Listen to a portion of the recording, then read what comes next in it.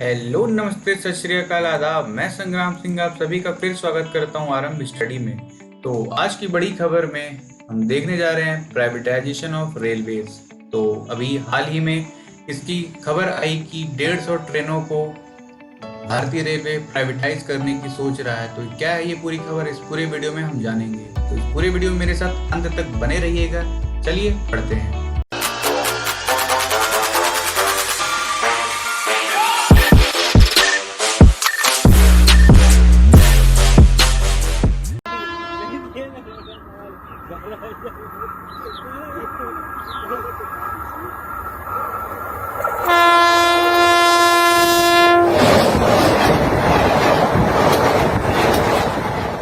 Railway minister Shri Piyush Goyal ji ने यह announcement बताया कि रेलवे ने इनवाइट किया रिक्वेस्ट फॉर क्वालिफिकेशन यानी प्राइवेट पार्टिसिपेशन के लिए आरओएफ जारी किया है कि 109 pair of routes through 151 modern trains, यानी अब प्राइवेटाइजेशन हो रहा है कुछ ट्रेनों का।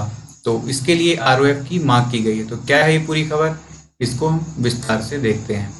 तो ये है कि जो पहला स्टेप है नियर टोटल मोनोपोली, जो रेलवे का पहले था उसे खत्म करने का, खत्म या फिर यह कहें कि विभाजित करने का। यानी अभी तक तो पूरा सरकार के अंतर्गत था, बट अब कुछ प्राइवेट हिस्सा आएगा इसमें। देन इसमें क्या किया गया है कि रिक्वेस्ट फॉर क्वालिफिकेशन RFQ मांगा गया है प्राइवेट प्लेयर से। तो ये RFQ होता है, हम इसको आगे देखेंगे। देन कितनी ट्रेनों को कहा गया है, ऐसा नहीं है कि पूरी की पूरी ट्रेनें अब प्राइवेट चलाएंगी, बट इसमें 2 ओरिजिन डेस्टिनेशन के पेयर बनाया गया है, यानी 109 रूट्स बनाए गए हैं, जिसमें 151 मॉडर्न ट्रेनों के लिए RFQ मांगा गया है। इसमें रेलवे ने यह उम्मीद की है कि शायद 30,000 करोड़ रुपए का इन्वेस्टमेंट प्राइवेट सेक्टर से आएगा, जिससे बूस्ट होगा इंडियन रेलवे। तो उसमें यह इन्होंने जो एक्सपेक्टेशंस किए हैं वो मैं आपको बता रहा हूँ। तो RFQ क्या होता है, जो ये हमने देखा कि RFQ यानी रिक्वेस्ट फॉर क्वालिफिकेशन मतलब योग्यता। तो जी हाँ, ये योग्यता के बारे में है। तो RFQ इसलिए लिया जाता है कि जिसमें कंपनी बताएंगी क्या हमारी टेक्निकल क्वालिटीज है, क्या हम इसमें कर सकते हैं रेलवे के लिए, क्या हम एलिजिबल हैं, हम ये जानते हैं कि नहीं जानते हैं ये रेलवे चलाने के बारे में। तो पूरा इसमें क्वालिफिकेशन मांगा जाएगा। एक हिसाब से ये आपसे CV मांगा जा रहा है कि आप नौकरी से पहले जो देते हैं, उसी तरह ये रेलवे ने भी मांगा है RFQ। फिर उसके बाद जब RFQ सेलेक्ट कर ली जाएंगे, फिर उसके बाद रिक्वेस्ट फॉर प्रपोजल दिया जाएगा, जिसके बाद फाइनल बिडिंग प्रोसेस होगी कि अब बोली लगाई जाए इन लोगों के बीच में।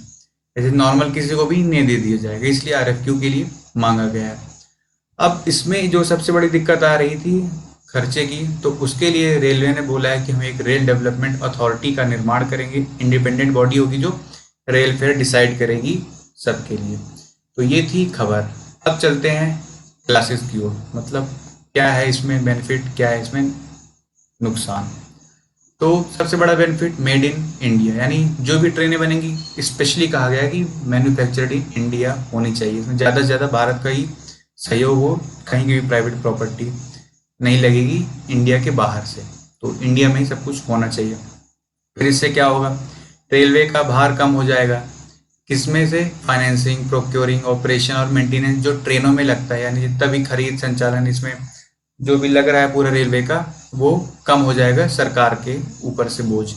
देन उसके बाद क्या अच्छी चीज़ें आएंगी कि जो नई टेक्नोलॉजी, मेंटेनेंस करने का काम जो भी है रेलवे का, वो कम हो जाएगा, कुछ ट्रेनों में प्राइवेट आ जाएंगी। उसके बाद क्या होगा कि जो ये जॉब क्रिएशन है, प्राइवेट सेक्टर आएगा तो उसमें ट्रेन में एयर हॉस्टेस वगैरह सबने वंदे भारत में देखा था, तो उनको जॉब मिलेगा, तो जॉब क्रिएशन भी कुछ होगा। फिर उसके बाद नई टेक्नोलॉजी के थ्रू आएंगे तो इनहेंस सेफ्टी भी रहेगा, और एक वर्ल्ड क्लास इंफ्रास्ट्रक्चर जो ट्रेवल एक्सपीरियंस मिलेगा पैसेंजर्स को। तो आप पैसा देंगे तो आपको अच्छी क्वालिटी मिलेगी, जैसा हम वंदे भारत में देख रहे हैं। तो ये प्राइवेट सेक्टर के आ जाने के बाद जो ये डिमांड सप्लाई का डेफिसिट है, उसे भी ये पैसेंजर ट्रांसपोर्टेशन सेक्टर घटा देगा प्राइवेट के आने के बाद।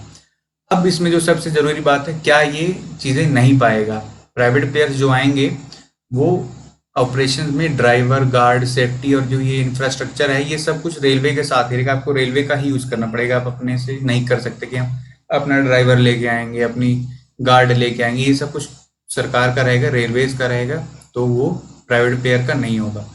देन उसके बाद प्राइवेट प्लेयर को क्या दिया जाएगा, क्या बस इनको बेवकूफ़ बनाया जा रहा है? नहीं, ऐसा नहीं है। उनको मिलेगा ऑन बोर्ड सर्विसेज, जैसे आप इंटरटेनमेंट प्रोवाइड कर सकते हैं, फूड, क्लीनलीनेस, पैसेंजर की जो भी सुविधाएं हैं, फिर उसके बाद किराया लेने के लिए, तो आप ये सब चीज़ें देंगे तो आपको इसको चलाने को मिलेगा। तो ऐसा ये पूरा इसके फायदे हो गए। तो रेलवे को प्राइवेटाइज करने का ये फायदा हो गया। अब फायदे के साथ कुछ तो नुकसान होगा, तो इसमें क्या है, लेस कंपटीशन का एक इशू आएगा। क्या भारत में इतनी सारी कंपनियां दौड़े दौड़े चली आएंगी कि हम रेलवे चलाएंगे, हम रेलवे चलाएंगे, हम रेलवे चलाएंगे? ऐसा शायद ना हो, इसलिए कंपटीशन कम होगा, तो उनकी जिम्मेदारी भी कम हो सकती है, तो ये एक उसका नुकसान हो सकता है। देन फेयर्स, तो सबसे बड़ा इशू आता है किराए का। आप बनारस से कानपुर जाते हैं तो आप कई ज़्यादा खर्चा देना पड़ेगा एक comparison to normal third AC या फिर मान लीजिए स्लीपर जो भी है उसके मुताबिक। तो एक नॉर्मल आदमी या फिर कहें गरीब मिडिल क्लास, वो इसको नहीं सफ़र कर पाएगा। देन उसके बाद अकाउंटेबिलिटी, तो प्राइवेट सेक्टर क्या जिम्मेदार होगा गवर्नमेंट के लिए, ये सारी चीज़ें इसमें अभी डाउट में आ रही हैं। तो क्या ये सब चीज़ें नुकसान करेंगे रेलवे को, यही हमें देखना है। तो ये इसके नुकसान थे। चलिए देख लेते थोड़ा इंडियन रेलवे के बारे में। तो इसको फाउंडेड किया गया था 1853 में, अंग्रेजों ने इसे लाया था 1853 के टाइम पे, और उसके बाद से इंडियन रेलवे डेवलप हुई आगे चल के। तो अभी तक हमने देख लिया क्या था रेलवे, एंड देन उससे रिलेटेड क्या इंपॉर्टेंट चीज़ें थी, पूरा प्राइवेटाइजेशन के प्लस माइनस जो मेंस में आ सकता है वो हमने देखा। अब देख लेते हैं प्रीलिम्स वाइज के लिए इंपॉर्टेंट क्वेश्चंस फॉर एग्जाम्स, छोटी छोटी मगर मोटी बातें। तो सबसे पहले इंपॉर्टेंट है रेलवे का फाउंडेशन कब हुआ, पहली ट्रेन कहाँ से कहाँ, पहला रूट कहाँ से कहाँ चली, प्रेजेंट में रेलवे मिनिस्टर कौन है, आईआरसीटीसी का full form, and pros and cons of privatisation, जो कि मेंस के लिए इंपॉर्टेंट है। तो ये आप ये फर्स्ट 5 के आंसर कमेंट बॉक्स में दीजिए।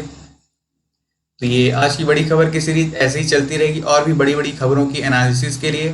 तो इस पूरे वीडियो में मेरे साथ अंत तक बने रहने के लिए धन्यवाद। अगर आपको ये वीडियो पसंद आया तो लाइक और शेयर करें, और इसी तरह और वीडियोस के लिए इस चैनल को सब्सक्राइब करें। जय हिंद, जय भारत।